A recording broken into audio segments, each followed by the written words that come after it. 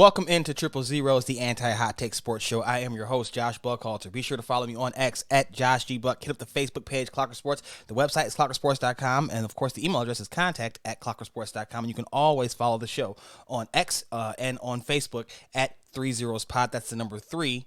Zeros and pod. We got a jam-packed show to bring to you this week. I am a little bit under the gun, the time crunch facing here, because all three of the NBA teams that I cover closely are in action tonight. So we are getting set there. We'll cover all those games, give you some predictions on those games. But I'm definitely trying to get in the episode before I have to give all my attention to those three games. Again, divided, but they will have the majority of my attention. Of course, my kids will also have the attention too, but have work to do tonight. So definitely want to get an episode in because there was a lot to discuss, particularly in the NFL with the trade deadline coming up. But there's also some stuff going on in the NBA as well. So we're going to cover all that, and we'll probably start off with this.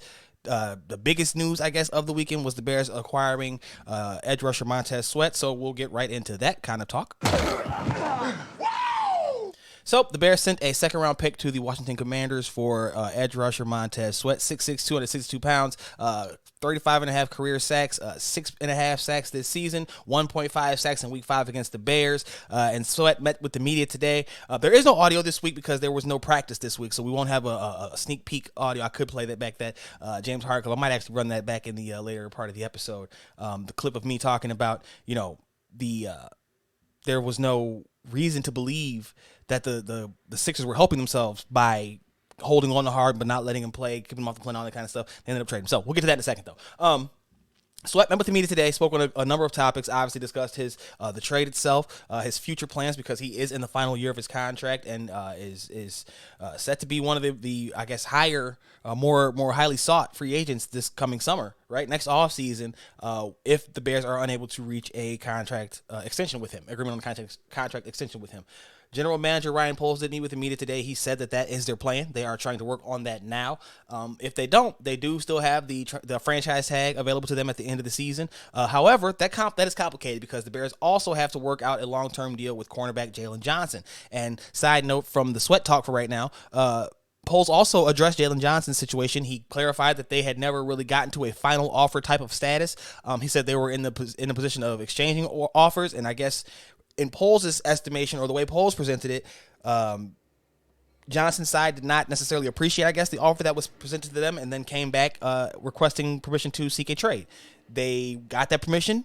Apparently, the deal that came back was not, or offers that came back were not to Poles' liking. He said that he was looking for a late first, early second round pick. I believe we heard rumors that there were second round picks offered, so I'm not sure how high that pick was, because I'm not even sure if that was the actual rumor. It could have been mid round picks. I think I heard that as well. Long story short, though, Jalen Johnson is still a Chicago Bear, and he spoke with me today as well and said that, he's not talking about it throughout the rest of the season. The Bears say they're going to keep trying to, work a long-term deal out, but Johnson did not necessarily sound off-put. Maybe by not getting the extension, he was off-put, but he was not necessarily off-put by how things have necessarily played out, right? It almost sounded matter of fact in his words, and sounded very much like somebody who was at peace with things working out and playing out the way they should. So we'll see what happens at the end of the season, but Poles did say he's not trying to lose Jalen Johnson. So that's public, and I don't know what more, other than showing the money, obviously, would be needed to hear from Poles to know what his stance on the matter is, because there's been speculation all along that he was just willing to move on and let go and this, that, and the third because he's drafted well. But his words are he doesn't want to lose him, and all you can take somebody at is what they say. What he did was put a price tag high enough on Johnson to keep suitors away and keep Johnson in Chicago. So hopefully, for the Bears' sake, they're able to work out some kind of long-term deal. I do think that Johnson deserves to be paid. The number is up to interpretation, because I think it matters what you want your quarterbacks to do. And I'm well aware that he does not have the takeaway numbers that a lot of the top-tier corners have.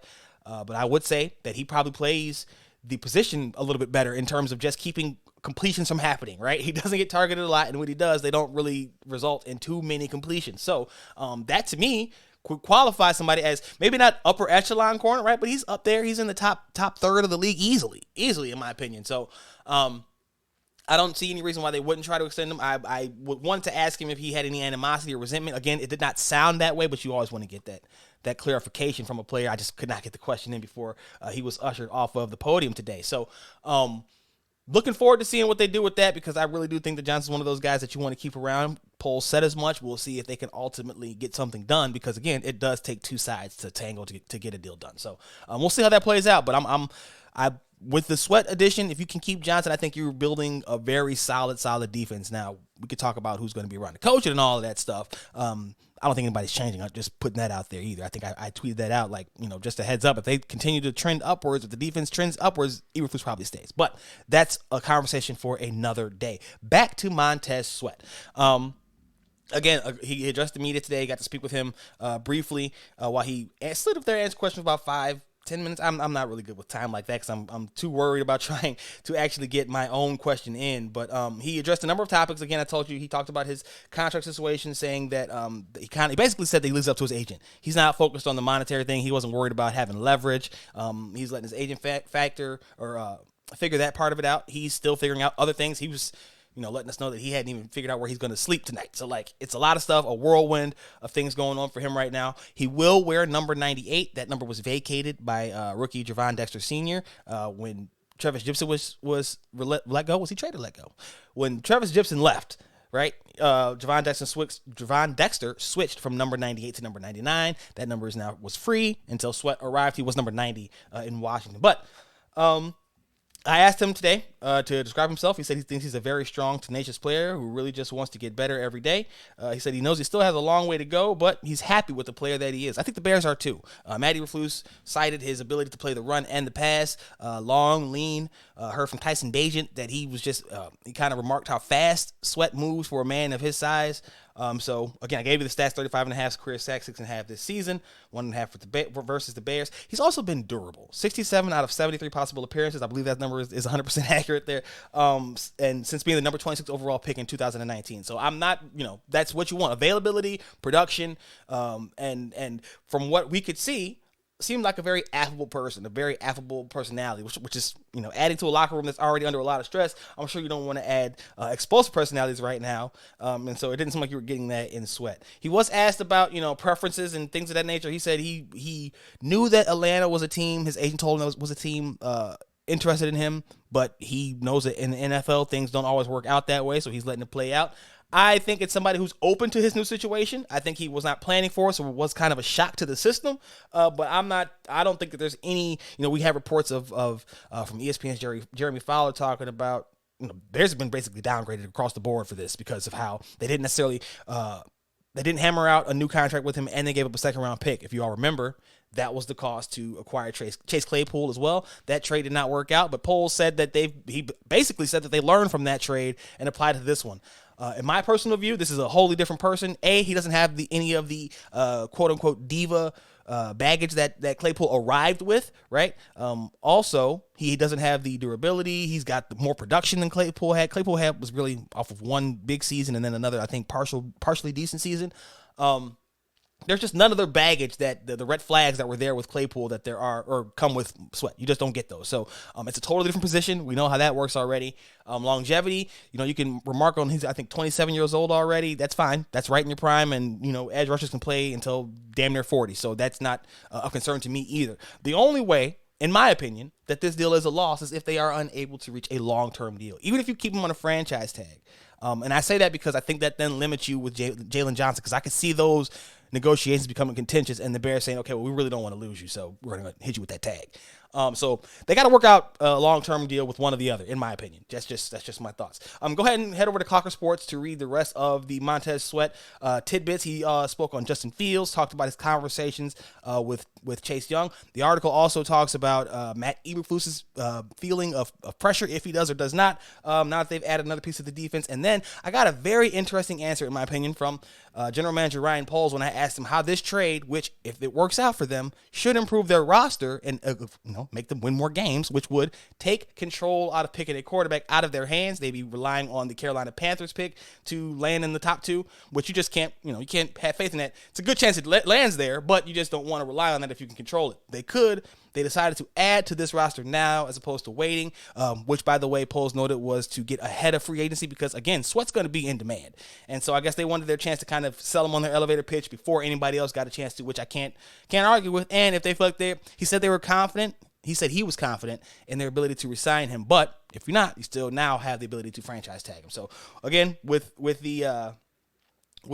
Jalen Johnson out there also in limbo, who knows how this is all going to play out. But I think that was a very interesting answer from Poles when I asked him about the quarterback situation, how this is going to affect that. Your more wins with that. Does that mean you're comfortable with either Fields or Bagent as your quarterback of the future? His answer to me, and I quote, "I would say in general, our philosophy is just continue to add really good football players to this roster so that we can win football games."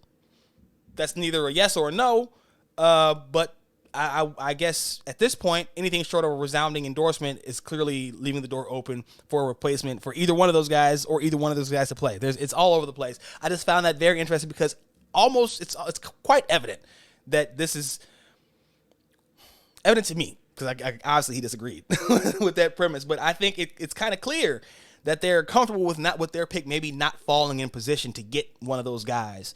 And maybe we could just say, well, they're just counting on Carolina to fall where it may. Still can't count on that. So I feel like it's a clear indication that they feel like one of those two guys could be the guy next season. But we'll have to see how the rest of the year plays out. And so very interested in all that stuff, man. Very, very big day. Really interested to get to see Sweat in the locker room. He said he hadn't even seen his locker yet. And just talk to him one-on-one about the entire journey, because it's different when you talk to the guys at the podium versus when you get them one-on-one. They kind of get a little bit more introspective in those moments. So we'll see what happens at tomorrow's practice. Now, let's address the rest of the trade deadline and some of the teams are winners and losers and things like that.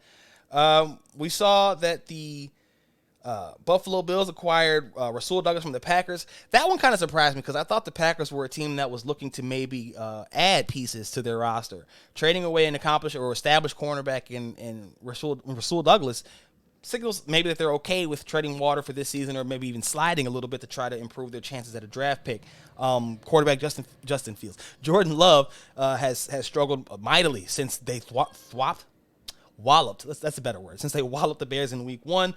So maybe they're trying to get in position to draft his replacement already. I don't think that's the case. I think they're going to give him some time to kind of work through what ails him, because he still flashes some of the ability that they were hyping up before he took over. So we'll see about that. The 49ers trading for Chase Young.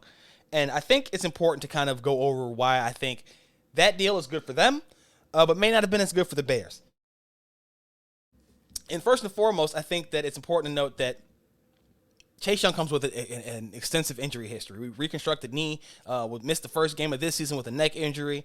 And then, again, I told you about Sweat's production. I think Young has like 14 and a half sacks in his career, something like that. It's a very low number for a former number 2 overall pick, and one who is, essentially said that he's going to hit free agency next offseason. Now, you can say this. Here's the conspiracy theory, tinfoil hat type of path here that you could take. You could say the Bears gave up a second-round pick and they could have gotten Young for a third, but, you got the naysayers say he's not healthy. Well, they can see if he's healthy, and then if they want, they can, if they don't work out something with Sweat, maybe they go and throw all that money at Chase Young if he proves to be that guy next offseason. Or maybe they try to do both. I don't know. I'm just saying that they still have options. They're not locked into anything right now, even if they do sign Sweat, because they're going to project to have, if not the top cap space, among the top cap space next offseason too. So they can double dip if they want to. There's a lot of different paths, but the poll said that they were looking forward to making that deal. And this one for the 49ers, who also have Randy Gregory and Nick Bosa. I mean, maybe you've heard of that guy. Mm-hmm. That defensive front is ridiculous. We'll see if Brock Purdy can actually be the quarterback that they built him as, because they've gotten rid of a lot of talent, maybe passed up on picking up some other talent because they believed in Brock Purdy and what he can do. If not, look out, because it's going to be some other stuff going on there. My boy, Josh Dobbs, former University of Tennessee quarterback, literal rocket scientist, was traded from the Arizona Cardinals to the Minnesota Vikings. I guess now I'm going to have to partially root for him and the Vikings, because I'm a big fan. First of all, I'm a big fan of anybody named Josh. It's a great name. I'm just saying, it's a great name. But also, I thought that his story was really cool coming out of college, the rocket scientist thing, and I think he helped design like space missions for NASA. Like, that's really cool stuff.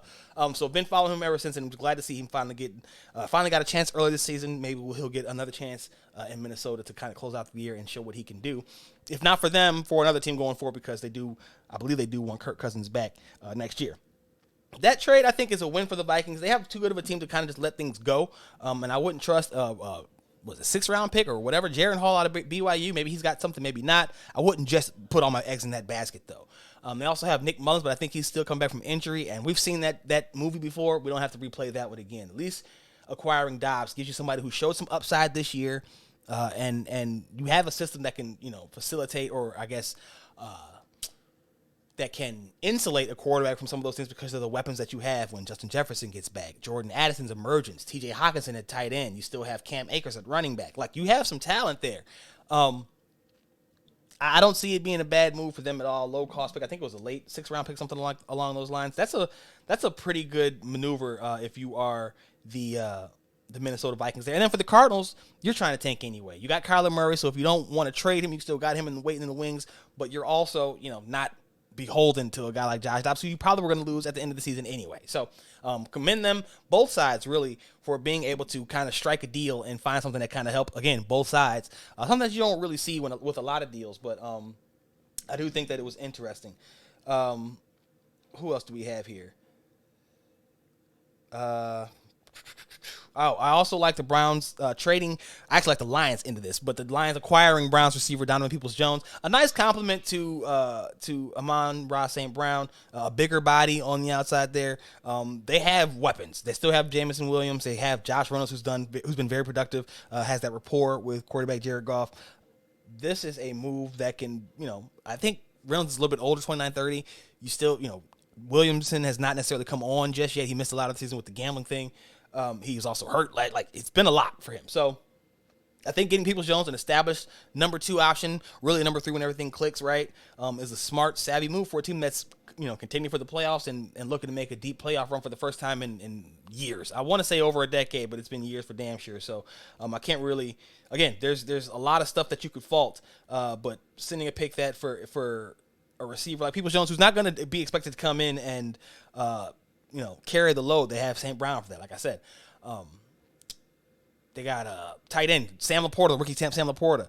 Khalif Raymond's a good gadget guy. Like, they have weapons there in Detroit, and I guess you just add another piece there in your boy Peoples-Jones. I really like that maneuver. And then another one. This was a good one. I think that kind of came out of nowhere was the Seahawks getting Leonard Williams. And it's funny because the Seahawks always get these moves. And the last one I think that they did was the Jamal Adams trade that has not really worked out for them. He's still a good player, but he just was not what they paid for, I guess, with expectation of what they paid for. And they went out this trade cycle and acquired Leonard Williams, defensive lineman from the New York Giants, a guy whose production I think goes a little bit unnoticed, or maybe his impact goes unnoticed because he doesn't put up the big numbers like a lot of the other names. I kind of talked to you about that earlier. But he's a very disruptive and impactful player in both against the pass and the run. And for a Seahawks team that's built on defense that has two solid corners out there on the perimeter, and Tariq Woolen and rookie Devin Witherspoon. I really, really like that move for them. The Giants are a little strange because this is kind of where I was at with the Bears. At some point, you have to stop tearing stuff down. If you don't believe that the pieces that you have are good enough, that's cool. And this move is fine because he wasn't helping them win. So why not get something off of him before you have to make other decisions? At the same time, you just wonder why certain organizations do these kind of things. Like they're right back where they were, and Dable was brought there to try to help compete now. And I'm just not sure that you're going to get that moving out pieces like this. Now, maybe this is just their final maneuver. This is one of their few moves that they're going to try to make to do this retool, revamp, whatever you want to call it, they're going to do for the rest of this season and into the off season. But you kind of want to keep blue chip players, i.e. Jalen Johnson, stuff like that. You want to keep those guys in house if at all possible. If not, well, you try to recoup whatever you can before you lose somebody or somebody gets disgruntled with all the losing. As we've heard from Jonathan Allen and the Commanders last week, players get tired of it. And you want to get ahead of that before they get disgruntled, because when they get outwardly disgruntled, their price tag, I guess what you can ask for, goes down because players or other teams know that they don't want to be there anymore. And that's just typically an untenable situation. A lot of teams stood pat. The Ravens stood pat. The Chiefs stood pat. I'm trying to think of anything other ones that kind of stood on look as I scroll through the list of different options here. I think the Chiefs standing pat, we talked about this. They didn't have to go add anybody. They've proven that they could do it without the top tier names at the perimeter at wide receiver. I think it's going to be more difficult, obviously. But I'm not the only one who felt that way, so we'll see how that works out. There wasn't, if you look back, there really wasn't that many. We had the Kevin Byard trade that happened well ahead of the deadline, going from the Tennessee Titans to the Eagles. And so that stands where it is. That's a good deal, in and of itself, because Byard's a really good player. And the Eagles secondary, the defense really has just not been the same. And so maybe he can help at least shore up the back end there and buy that front a little bit more time to get home to the quarterback a little bit more often now that he's arrived. But I think the Bears are winners, man. You can say what you want to say. You can say they gave up a lot. I am not one who hangs his hat too heavily on singular picks in trades. It's when you start giving up packages, right? Remember, the Bears still have 2 first-round picks, so they can trade back and acquire another late first-round pick and a second-round pick if they want to, if the opportunity presents itself when the draft arrives. So I get it. I get the concern 100%, and it's valid. It's just not affecting me. I'm not that guy because I feel like you got a guy that you wanted. I'm very rarely in the camp of you overpaid when you got a guy who clearly other teams are going to target and was a guy who can help you now. Like there's a lot to like. There's enough to like about Montez Sweat in a vacuum to not be overly concerned with the price tag, because if it works out like they want, and you can say, oh, he's never had a 10-sack season, he's been impactful other ways. He still affects the run. He still affects the quarterback, even if he doesn't get home. Like those are key things.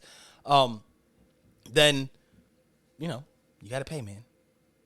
We'll see. I don't. Like I said earlier, I don't necessarily think that tagging him or Johnson benefits the Bears at all. It obviously takes the tag away from using it on the other one.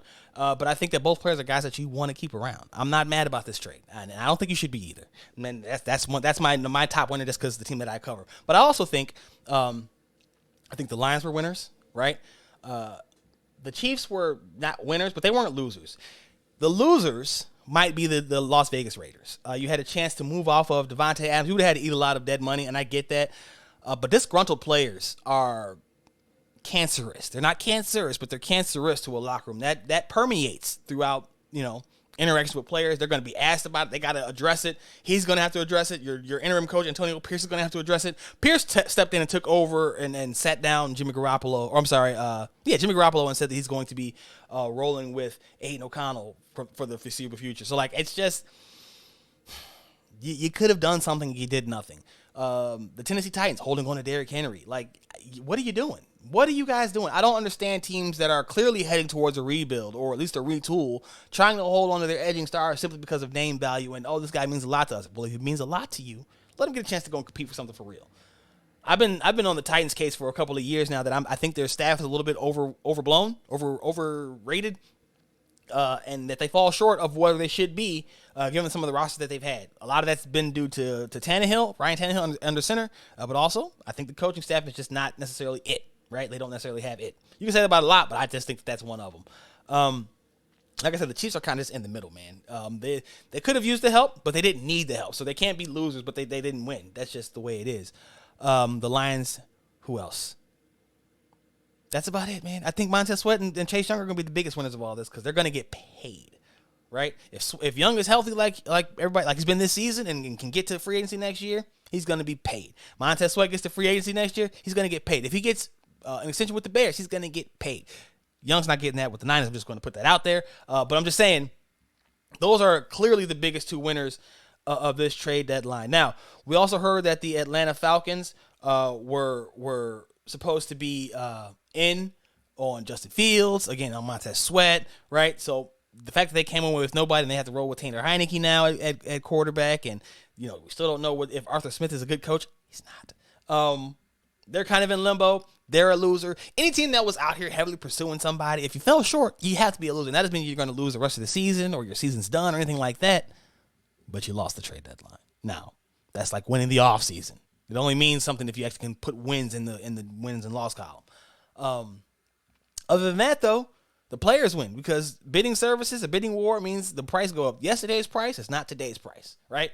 I overall, like I said, I think that it was a good day for the Bears. I think that it was a good day for the Lions. I think the Chiefs and the Raiders probably could have done more. The Raiders especially. The Titans probably could have done more.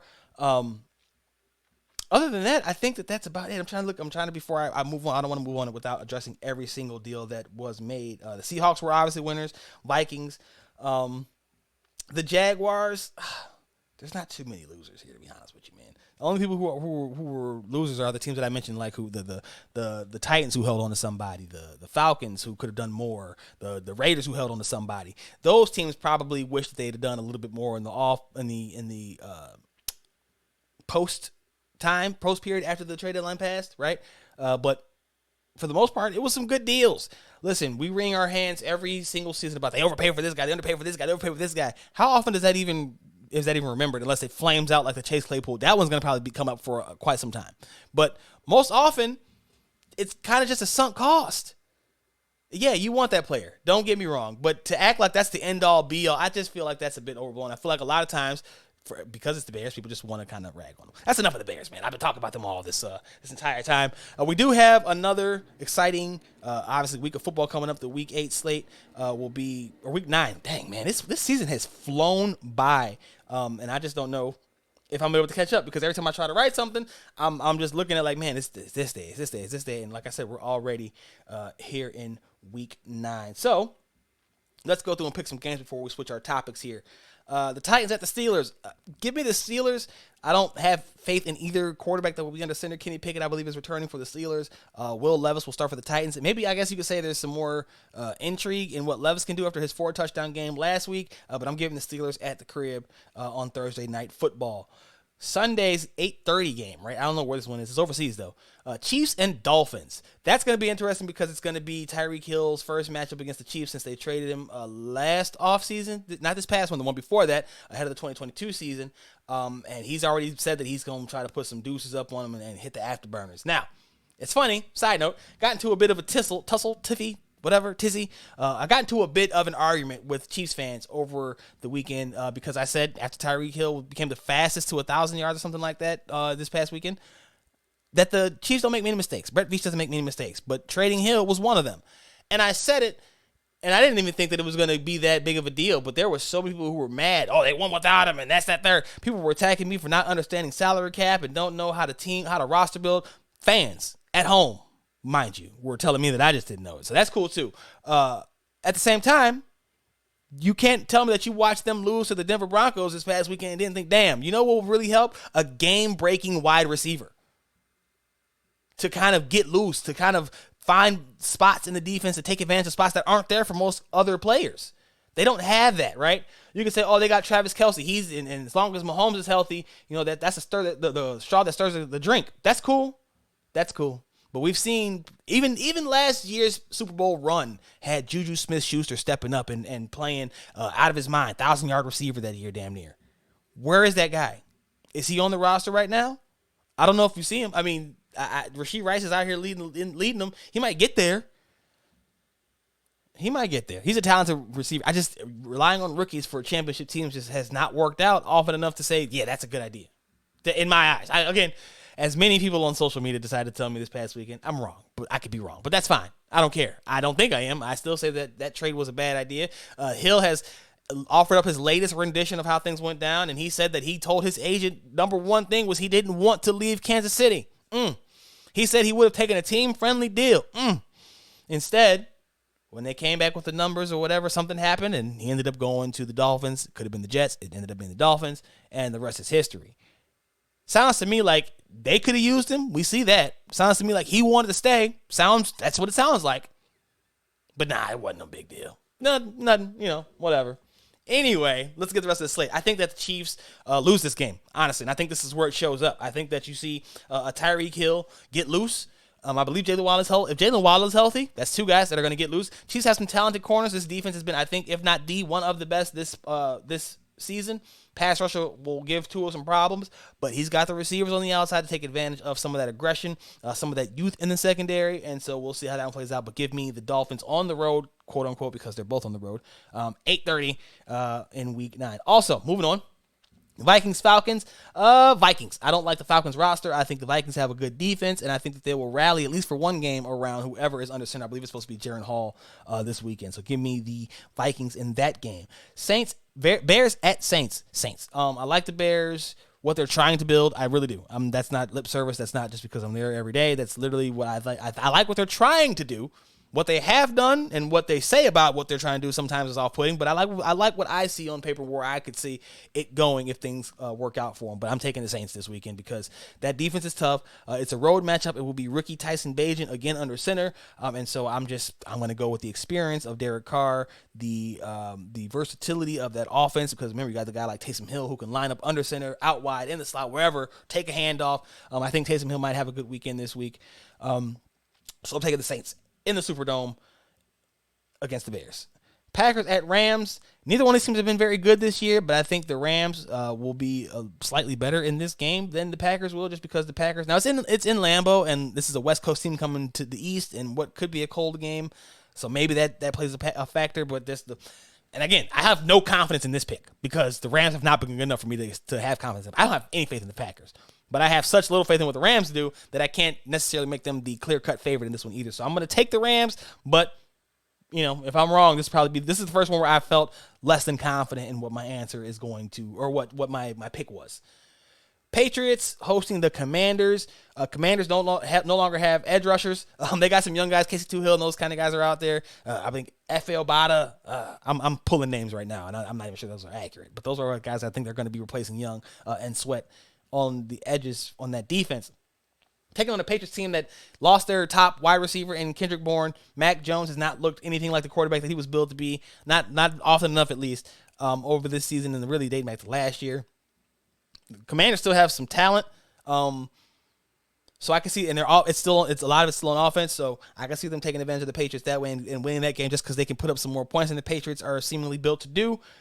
That being said, it's Sam Howell going against Bill Belichick, and I'm just going to give the hoodie one more benefit of the doubt and say that the Patriots win this one at home and somehow figure out a way to maybe quiet down Sam Howell and take advantage of that depleted defense. So far, we have Steelers, Dolphins, Vikings, Saints, Rams, and Patriots, okay? And then we're going into the last couple of games of the noon slate, the Seahawks at the Ravens. Leonard Williams is going to be a great addition, but I think that the Seahawks are most lethal when they're at home, which could be the same for any team, but that 12th man advantage that they have there is a little bit different. Give me the Ravens at home. Buccaneers visiting the Houston Texans. Depending on how Baker Mayfield fares, I think he's supposed to be good to go for this weekend. I would take the Buccaneers. They're just a more talented roster than the Texans are at this point. Cardinals at the Browns. Neither one of these teams have been very good this year. I'm going to take the Browns again because they're at home. The Cardinals are starting, I believe, rookie Clayton Tune at quarterback this week. So, I think it's P.J. Walker. I don't even know who's starting for quarterback at Browns because it was Dorian Thompson-Robinson. I think he got hurt. They had P.J. Walker going last weekend. So we'll see who ends up going there. But I'm taking the Browns anyway because they're at home, and I don't have any faith in what the Cardinals can do.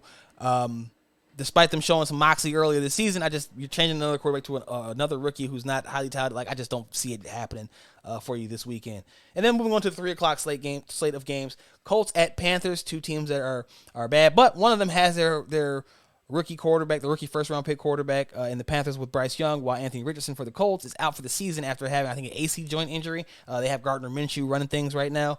That could turn the tides. That could actually make this be more of a Colts game because Minshew can play. It's not like he can't play. He may be a backup all long term, but he can still play the game. The Panthers have got their first win last week over the Texans.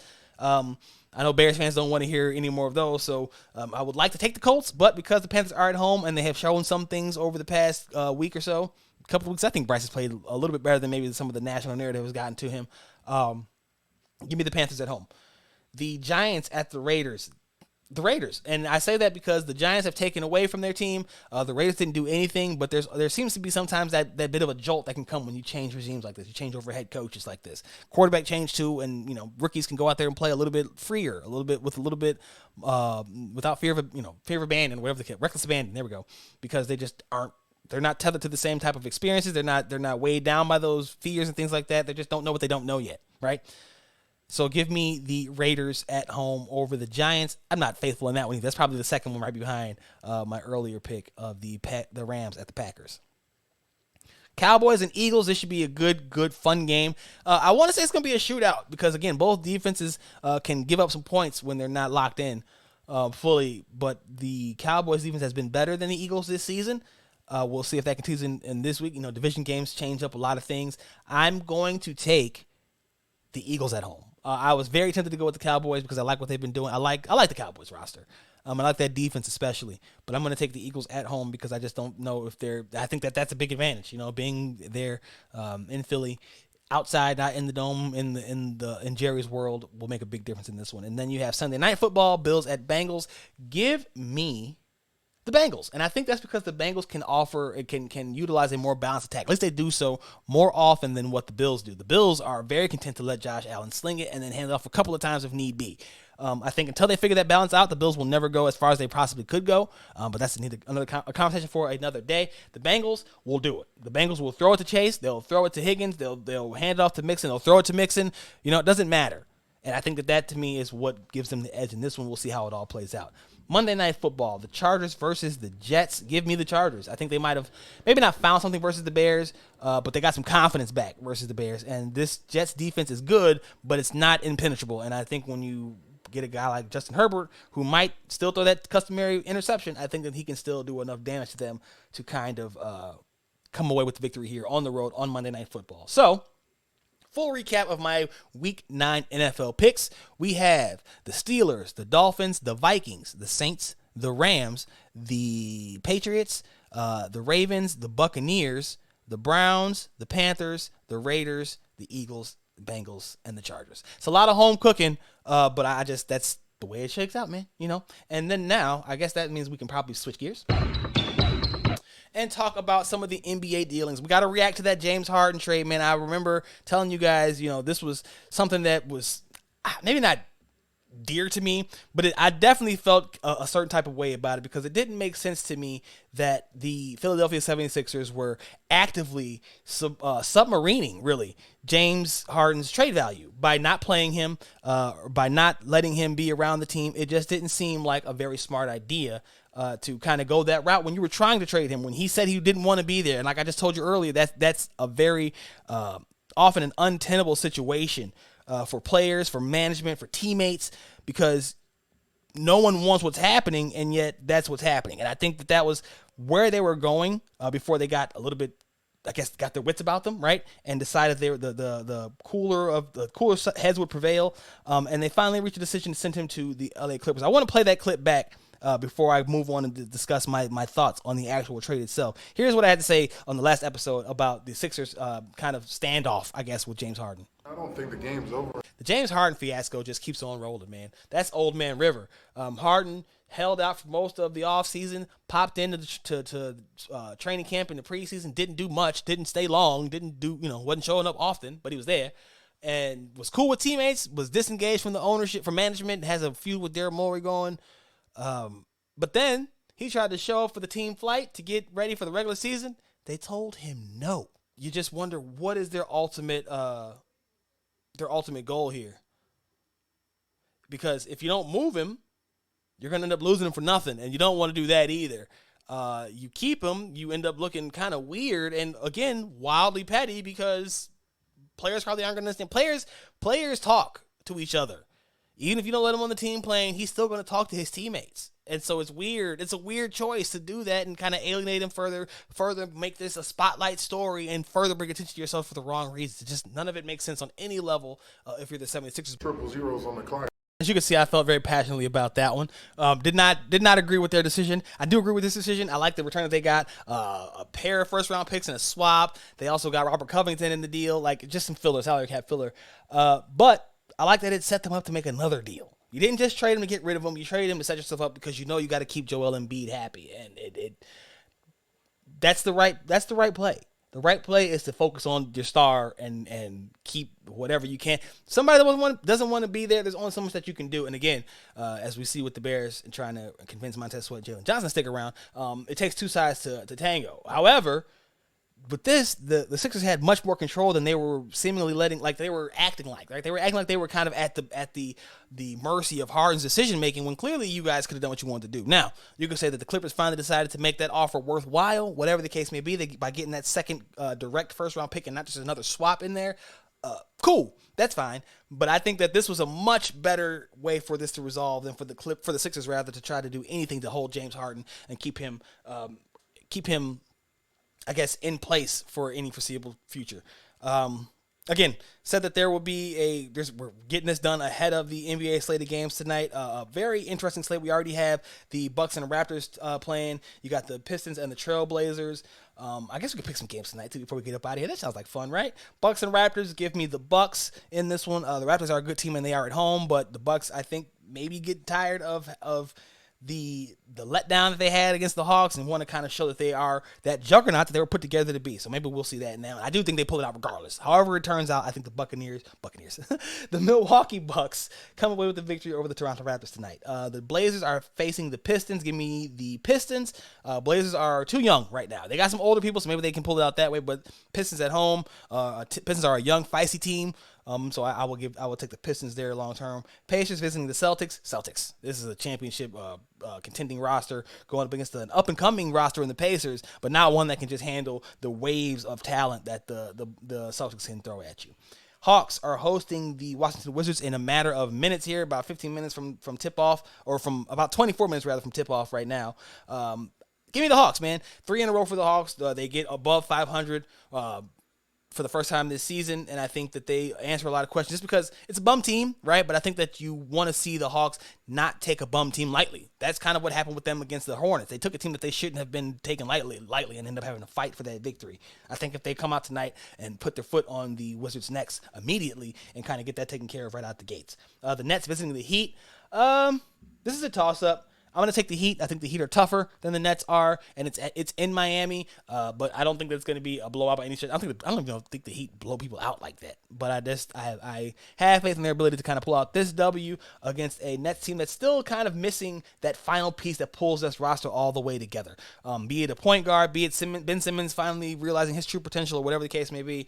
There's just something missing from this Nets roster to make it feel like an actual contender for anything serious in the future. So that's where I stand on that one. Give me the Heat in that game. Cavaliers visiting the New York Knicks. That should be a good battle. And I want to say the Knicks, but I feel like I could see the Cavs going off and doing something because Donovan Mitchell is going to want to show off. Now, this could just turn into the Donovan Mitchell, Jalen Brunson show, which I'm all here for. But I also could see Julius Randle asserting himself and not in the positive way. I could see him putting up shots, out-of-pocket shots, and kind of getting the Knicks in trouble in this game. So I'm going to say the Cleveland Cavaliers in this one. I think that the Cavs go ahead and get the road victory over the New York Knicks, who are tough, and it is MSG, but I'm just going to take the Cavs in this one. Pelicans at the Thunder. Give me the Thunder, man. I am all in on this Thunder roster. The Chet Holmgren experience, the two J-Dubs, right?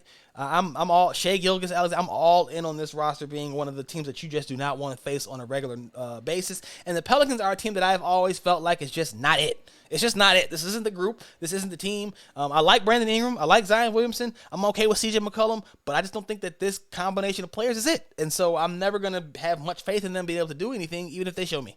This is just, I don't think that they have the high enough ceiling long term to be a viable option, right, as constructed. So we'll see what happens there, but give me the Thunder in this contest tonight. Hornets at Rockets. It's a full slate of games. Hornets at Rockets. Give me the Rockets. I don't have any reason behind it. This game could be high scoring, but neither one of these teams are really great defensive teams, and they're both young teams, so give me the Rockets just because they're at home. Nuggets at the Timberwolves. Nuggets, man, and I'll lose a lot, but I'm probably not going to be betting against the Nuggets on too many nights unless I know that they have some serious injury issues. And it's not because I just don't trust the Timberwolves. I just trust what the Nuggets do, well-oiled machine, chemistry and all that kind of stuff a little bit more than what the Timberwolves can do, even when they're right. And I'm a huge Anthony Edwards fan, but give me the Nuggets in this game tonight. Bulls at Mavericks. No Kyrie Irving. Luka Doncic is going to probably go off on his own. Bulls have done well with their defense. They held the Pacers below their season average for scoring in their last game. Bulls have won a couple of games this season, 2-2 on the season. But they are also very much teetering on the brink of, it seems like, a collapse every single game. So who knows what happens if they aren't able to pull out a victory tonight, what the discourse is going to be. But give me the Bulls just because Luka is going to be by himself and there won't be the Kyrie Irving to take some of that pressure off him tonight, and the Bulls are largely healthy. So Grizzlies visiting the Jazz. Give me the Jazz. No Steven Adams, no Ja Morant. Jazz are healthy at home and in that altitude. I think that the Jazz will get that victory. Clippers at the Lakers. Unfortunately, we will not get to see James Harden make his debut against the Lakers. That would have been a great game for him to come and make his first appearance with this new team against the team that could have gotten in on that deal as well. But give me the Lakers in this one. I'm just not. These are two teams that should be a lot better than they are on a more consistent basis. It's a little bit disappointing, especially with the Clippers and all the fanfare of them being put together and all of the talking that they have done and all the bravado that was put forth after they had come together. For them to be as flat as they've been in the year since, I think is just an utter disappointment. And then the Lakers with LeBron James. The Lakers had championship aspirations anyway, all the time. With LeBron James, anything less is a failure. And so now, without them being near perfect, it's always seemed like it's not good. They played a tough Magic team the other night to a close game, close finish, and people were upset about the victory. And I don't know if it's because they don't know how good the Magic can actually be on a night-to-night basis, or if they really just feel like that. Like I said, for the Lakers, perfection is a standard. But I think that they do win this game against the Clippers tonight, because partially the Clippers are going to be a little bit shorthanded. And so that'll help them with the Lakers trying to figure out, again, they're trying to still tighten up their rotations a little bit and figure out who works where, and guys are trying to get out of slumps and stuff like that. Meanwhile, the Clippers are just trying to stay healthy until they can get everybody there. And side note, I think that's what this trade does for Harden. More than elevate the Clippers, I think it kind of elevates their floor. It doesn't raise their ceiling as much as it raises their floor, because now, you're going to have guys, these guys are going to get injured. These are all injured. Harden, Paul George, Kawhi Leonard are all injury-prone guys. The only one who's healthy is Russell Westbrook, and of course, he's probably the least, I don't want to say effective, but the least, I just use it for lack of a better term right now, effective out of all three of those guys. He's just got the most energy and the most, durability. So, but what you're not doing, you're not relying on them to be healthy. If one of those guys, maybe even two of those guys get hurt, you still should have 2 to 3 more guys to kind of carry the load until that guy can get back, or at least close enough to where once another one goes down, that guy's close to coming back, and you're not just treading water with nobody like they were doing for long stretches of last season into the postseason. So give me the Lakers in that game, but the Clippers, I think that James Harden trade was definitely going to help stabilize them more than it does anything for their ceiling. That's just my thoughts on it, because I think that they could have gotten by. If they were all healthy, they wouldn't need James Harden. But I think that adding him, because you can't count on him in the playoffs to produce, so I think adding him is just kind of elevates their floor for the regular season and gives them some kind of a higher baseline than they would have had if they didn't make the move. And then finally, our last game of the evening will be the Kings and the Warriors. Give me the Dubs. Steph Curry is on one. De'Aaron Fox, I believe, is set to miss this game with that ankle injury. He's going to be out, I believe, for a while. I know he's going to be he's dealing with some issues with the ankle. He's going to be out this game. I'm just not sure of how long after this game he will be out as well. So give me the Dubs in this one, man, because Steph Curry, the chef. That's about all I got on that one. We're looking forward to it, though. Good, exciting slate of games. Again, I'm still flirting with the idea of bringing back a second show for the week so I can kind of cover both things with all the games that are being covered and all that happens in both the NBA and NFL. It's just too much for one show more often than not. Also trying to get some more guests coming on because we have to get those going back up as well. But, again, really, really, really busy and really thinking about adding a second show just so we can cover all of the exciting content, all the exciting things that are happening both in the NBA and the NFL with the Bears, with the Chiefs, with the Hawks, with the Lakers, with the Bulls. So yeah, man, glad that anybody's here rocking with me. And again, if I didn't say in the beginning, because I don't think I did, but like, subscribe, follow, share, rate, review, and all those great things. This is going to do it for this episode of 000's the Anti-High Take Sports Show.